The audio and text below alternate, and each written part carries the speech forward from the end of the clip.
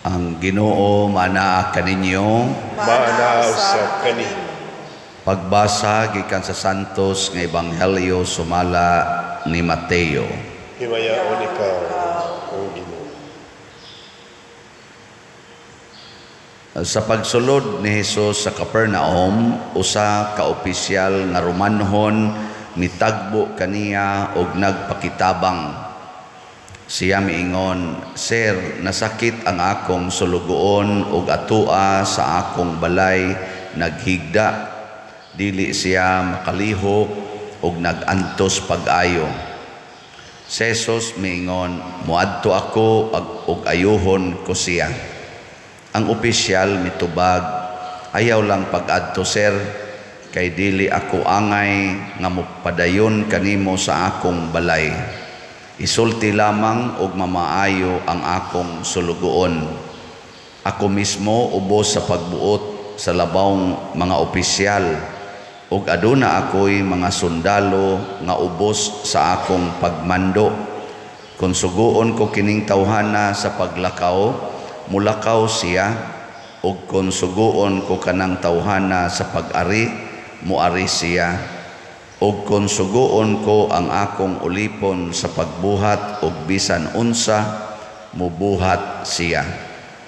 Natingala si Jesus sa iyang pagkabati niini ug miingon siya sa mga tao nga mikuyog kaniya, "Sultihan ko kamo nga wala ako makakitag pagtuo dinhi sa Israel nga sama kadako niini.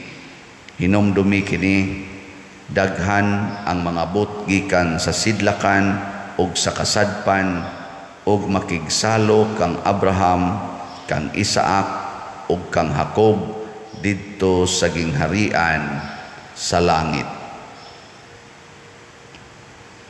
Ang Ebanghelyo sa Ginoo. Daygon ikaw, O Kristo. Kining opisyal nga Romanhon gitawag nis mga Hudiyo ug mga pagano. Gitawag pag gininilag mga makasasala, mga taong way pagtuo sa Dios nga ilang gituhuan. Mao ni kontra gininila nya labi na kuan sila giulipon ang mga Hudiyo sa Roman Empire, ni samot gyud nga murag bias gyud kayo ang mga Hudiyo. Si Jesus usa ka Hudiyo. Nya ang Romanhon nga opisyal ming sugat niya unya mihangyo. Lisod kayo ang paghangyo sa usa ka kanabang murag ikaw mo'y officer nya ulipo ninimo ang imong gihangyo nga magpatabang kaniya. Mahimo ba na nga ang employer muhangyo nga mangutang sa iyang empleyado? Mahitabo na? Dili no? Ang employer mo dictate gina, mo ni buhata, mo ni buhata, mo ni buhata. Mahitabo ka nga ang pari magpasugo sa sakristan? Mahimo na? Oo, natingali, pero dili common. Sagaran yun ang pari yung diktaran man gani ng lektor na mga kuang gina sila, mga maisan na sila. Diktaran mag ng pastoral council, kinsa may pare din ay mo pagbuot ha. Okay, di ba? Diktaran mag pare usahay ang mayor, ang kapitan, na diktaran na. Pero si Jesus nangita day siya gyud og nindot kaayo nga ekspresyon sa gitawag og pagtuos Ginoo. Ang tinuod ra gid ay nga makapakita og dako nga pagtuo sa Ginoo kanang tawo nga kamaong moangkon sa kamatuoran. Ang opisyal ni angkon nga tinuod opisyal ko, pero wa ko'y mahimo sa akong pag-ayo sa akong kaning akong sulugoon. Wa ko'y mahimo.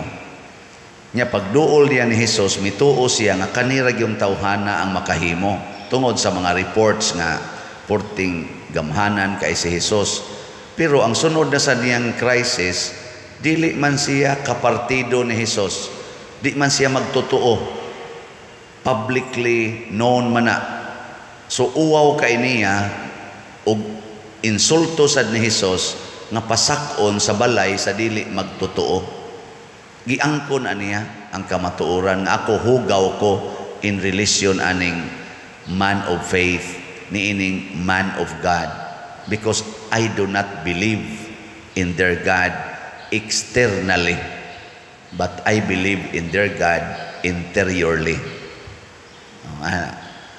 Muna yang giangkon, muna nga siya mo insist nga si Kristo musaka siyang balay kay di siya worthy. Kamurong nanimba din apil na sad ko, unsa may inyong tan-aw sa inyong kaugalingon, worthy ta nga musaka ang Ginoo sa atong balay? Worthy mo? Oy, proud kita sa tanan. Dito sa amo ang sus, ang pare, ang obispo dito sa amo, ang kardinal dito sa amo. Proud kita ana, no? Muragid tag worthy. Oy, dili ta worthy ay. Kanang representative sa Ginoo nya mo ana sa atong balay, di kita worthy. Karon ang sunod na sad nga atong tan-awon, worthy ka ta nga modiktar sa atong isig katao unsay maayong buhaton? Worthy ta? Kana pang murag ato silang kontrolon ba?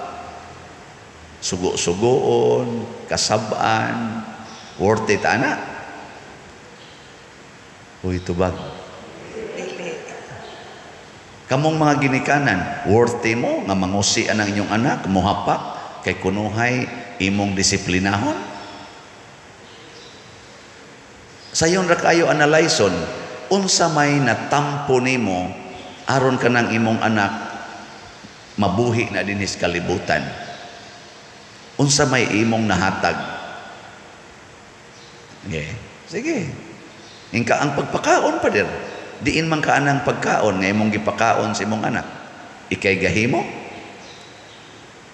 Ana. Ug wap anak mo ginhawang imong anak. Unsa man? Mapakaon ani mo ug di na mo ginhawa? Ikabay nakapaginhawa sa imong anak? Ikabay nakapahanay anang iyang nervous system, kanang iyang dinhi utok niya ang gi-arrange og maayo, kinagamyan o kinadak-an nga part sa lawas sa imong anak, ikabay gahimo ana, ikabay ga control, hands up ka dili.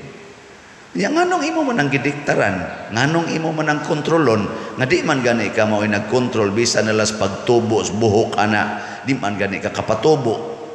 Kanang kukos imong anak, di man ka kapatubo, manghingo ko lang ka og mutuas na pero nakapangutana baka nganong nitubo ning kukos akong anak. Una, nya imong diktaran, disiplinahon, latuson pagyud. Wa gani ka kapasalamat nga nidako ng imong anak, nga nitubo na nga may na kay nang mutabi, usog na gani kayong mutubag-tubag nimo. Malipay kay ning tubag. Giingon nimo, dai eskwela o niya, aday ko mo eskwela nganong di man ka mo eskwela nga nagkuha man ka buti ka nako ingna din mayuhan na sa akong anak mo sulti ana diin man na si anang iyang gisulti be ikaw di anay gabuot nya imo di siya hilom buang sige tubag ron mutok ng baba ni mo ron kat-on kag tubag-tubag da may mangani na kay gitagaan nagpanghuna-huna nga kamaong mo analyze maubitang ni tubag kay ni analyze. Masa may gusto nimo kanang kuan lulid kay tanan nga wa gyud analysis? Pasalamati may lagi ka abtik lagi kay kang mo analyze day no. Dili jud ko worthy nga mo pahilom nimo. Moingon dayon na ngano man ni angkon man ka nga dili ka worthy because you believe nga ang Ginoo mo'y nagbuhat ani, ang Ginoo mo'y nagpahatag aning iyang intellectual capacity, kaning iyang capacity to talk, even to talk back. Ang Ginoo mo'y naghatag anang maong capacity. Ayaw ditso ag pahilom. Nang kinahanglan kita gitawag man ni sa simbahan og dialogue. Kana bang pahungaway sa atong mga gibati kaysa kanang moditso lang kag ingon nga hilom diha bantay ka wa kailan ako Animal ka. Di ba?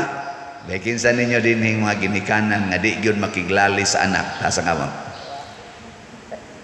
Ito ay usan ni pataas ang tinuod. Pangutanon na ako yung mga anak. Ni araban na din ni simbahan. Okay kayo. Di makiglalis ba? Kanang di yun musukol sa anak. Kinsa man din ibe. Wa no? Si Mama Mary. Mama Mary. Wa gina musukol ni Jesus. Giingnan pa man ginang Jesus dito sa templo nga nganong ngita pa mamunako nga anhin madyugkos balay sa akong amahan. Wa gyud mo tubag si Maria. Ngano man di siya musukol siyang anak. Dito sa kasal sa Kana unsa man say gisulti ni Jesus, hoy babay, wa pa mo abot ang akong takna. Total bisita ra man ta dinhi nganong mga apil-apil man kaanang paghimuhimo anang bino diha. Nihilom ra sa Maria, niingon sa Maria, sunda lang ang tanan niyang isulti ha. Pasabot ni sunod ra sad si Maria. Wa na siya mo insist. Ha? Unsay wa gud? Kamao biya kang muhimo milagro kay ba? Biya kon inahan mo kun nimo. Nya magsupak-supak ka nako. Nay tabangono no. Unsa man ang imong pagkamanluluwas? Ngano di man nimo luwason? Wa gyud Maria nihilom. Ngano man di siya kaakog tubag-tubag siyang anak. Pero kaning mga ginikanan uban kusugang mo tubag sa anak. Unsa may resulta kung ang ginikanan magtubag-tubag sa anak, musukol sa anak, unsay resulta? Gubot kayong pamilya. Gubot. Tanawa na mga ginikanan nga di gyud musukol-sukol sa anak. Ano bang di gyud magtubag-tubag ba? Hilom. Ano? Hilom ba kanang mingaw? Kay kinsa ra man say magsaba-saba sa pamilya? Ang ginikanan. Kamo mga buanga mo, mga hugawan mong dagko, mga wa mo ibuot, dagko na kay gustanan. Di pa lang yapon mo mamangon. Nya kanang silpon, hapit mo mga tuog. Nya karon di na mo mamangon, mga buanga mo. Gadagko lang na inyo mga kaon. Ika ra may kasaba-saba di agad. Ang imong anak kasi gira bantog bukot. Pero ayaw pag yaw-yaw, ayaw pag tubag-tubag, ayaw pag sigig diktara na imong anak, pagkalinaw sa balay. No? Malinawon kayo. Na nga si Maria naghatag na to pinig-ingnan. Diri sa atong unang pagbasa, gihisgutan diri. Unsa man to gihisgutan be? Ha? Wasa mo kay bawo. Ako na lang yung basahon kay para klaro gyud. Niingon dire. Niingon si propeta Isaías ba nga niadtong adlaw ang sanga nga gipatubo sa Ginoo mahimong matahom ug mahimayaon ug ang abot sa yuta mo'y mahimong garbo dungog sa nasalin nga katawhan sa Israel.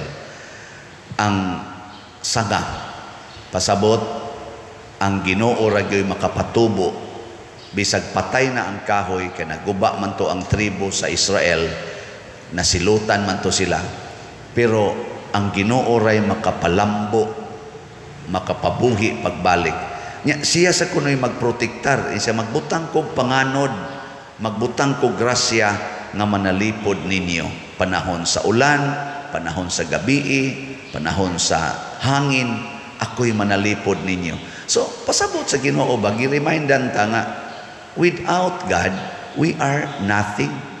So, ayaw pag-insist nga kitay mo control, kitay mo dictate, unsay buhaton. Munang niingon ang opisyal, isulti lang Lord, mahitabo dayon ang imong pulong. Mabata na ito gigamit din sa atong kanang inigday na itong kalawat. Ginoo, dili ako angay nga mukalawat kanimo. Apan ipamulong lamang, mamaayo ako. Pero naiuban nato no, mga lawat maupay magdiktar. Bisan ang simbahan mitugot yun nga dawaton sa kamot, muingon gyud, nako dawatas kamot. Wurti gyud ka nga ako nang ibutang sa imong baba. Nya ari pa siyang kamot magbutang pagidinhi og kanang hapin-hapin nga kanang papel kay di kuno worthy ang iyang kamot. Kanang imong baba worthy day na. Kung dili worthy imong kamot, di sa na worthy imong baba. Ang simbahan gani mi-adjust. Kamao bang mo adjust ba? unsay angay. Nya ikaw imo jung ipamugos kay di gyud mausab ang imong hunahuna, di gyud ka mo dawat nga kanang pagkalawat sa kamot okay ra gyud na. Kay imo yung ipadritsos imong baba. Di gyud ka maong mo adjust, di ka kasabot nga maura ng ginuhua ang imong gidawat. O kung dili worthy ang imong kamot, di sad worthy imong baba. Pastilan, kasimple ra gyud. Unsa man na batasana, kinahanglan mo luhod gyud ko, ay kung pakalawata nga magbarog, magluhod gyud ko kay maunay akong hunahuna nga sakto gyud. Unya, ang simbahan nga imong gisimbahan na may authority, okay ra man magbarog, okay ra man nakamot dawaton basta kinasing-kasing, di gid ka mo tuo ana, ikaw na daeron mo'y authority sa simbahan. Mauna wa na humility, kanang klasihas pagtuo sa lawayon nga pagtuo na. Kanang kita na ba'y magbuot ba? Gitawag na nato og tuo-tuo, fanaticism. Fanatic na ka sa usalang ka action nya ikaw naging magbuot mo na nahitabo sa mga Pharisees and scribes na kung unsay gusto nila pananglitan inigkaon manglimpyo gid kas imong kamot, si Kristo ni kaon man nga way limpyo-limpios kamot, way panghunaw, suko sila nga kinahanglan adlaw igpapahulay bisag gigutom pa kadi ayaw kaon, nangaon man sila si Jesus adlaw igpapahulay, suko sila, fanatic na sila sa ilang balaod, di ka maong mo adjust, di ka maong mo tan-aw sa sitwasyon. Sunan ka ana diha way ludhanan, maglinya diha mo kalit lag luhod ingon ana mahaatras in taon ang gasunod. Wa kay respeto sa nagsunod nimo. Nya dugay ra ba kay makabarog ang uban, magsige pagpangitag paagi makabarog. Kay guwang-guwang naman sad. Ang pari pag imugunit, ang sige barog. Tuga-tuga kag luhod nya di ka kabarog og tarong, mo sukara pa kada igbarog nimo. Wa gud tay kneeler. Di jud ka mo tan-aw nga ang tanang mga tao diha gasigig dawat ingon ana, unya ikaw mo ditso kag luhod kay di jud ka mo kalawat nga di magluhod. Are you dictating the authority of the church for your own standard? Muna si Kristo ni daig aning ni ang aning kuana opisyal gud siya, naon ta siya authority to dictate. Ulipon gud nilang mga Hudiyo, Roman officer gud siya, na si authority to dictate the subject, pero wa siya mobuhat ana. Nga naman gitan-aw niya, I am not worthy. Pero ang uban worthy kaayo mo diktar sa pare, mo diktar sa obispo, mo diktar pa sa Santo Papa unsay angayng buhaton, even if it is already a very personal interpretation and theory of faith. Mao naman aron naglalis na ng ato mga authority diha tungod man nas ka-bright nila. Pero ang tinuod, wa gyud mo angko nila, I am not worthy for the Lord. Bisag asa ka moagi Lord, sa kamot man o sa bakba, I am not worthy. But you make me worthy because of your great love and mercy to me. Muna mapaubsanon tang mudawat. The heart mo importante. Sige, lingian na imong tupad. Nga, tuo ka nga, nituo ba ka nga, worthy ka nga, musimba ka ron. Panglingi mo da, pangutana, tuo ka nga, worthy ka nga, musimba ka ron. Muatubang tas Ginoo. Di ta worthy, oy, kahugaw na to. Ako kahugaw na ako, worthy ka ko diring magmisa, magwali, dili oy. Thanks be to God, nagihimo ko niyang ingon ani, pare, bisag dili angayan. Worthy ka ako nga mamaligyag slot para sa simbahan. Kinsagoy mo tuon ako.